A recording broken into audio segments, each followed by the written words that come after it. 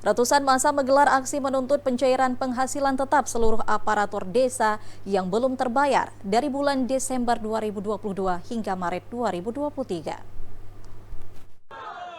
Ratusan massa aparatur desa Kabupaten Aceh Tengah menggelar aksi tuntutan pencairan penghasilan tetap di kantor Dewan Perwakilan Rakyat Aceh Tengah. Massa menuntut percepatan penanganan penghasilan tetap yang belum terbayarkan selama 4 bulan terakhir.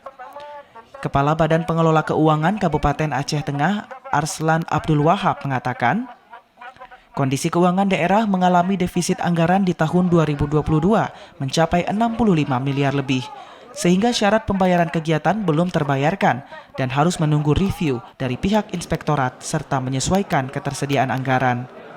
Karena kebutuhannya sampai 60 miliar.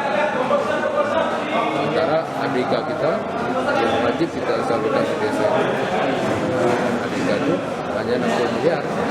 Pihaknya menyampaikan permohonan maaf serta akan segera mencari solusi atas permasalahan yang sedang terjadi, sehingga aparatur desa yang tersebar di 295 kampung yang terdiri dari 14 kecamatan di Kabupaten Aceh Tengah dapat segera terselesaikan.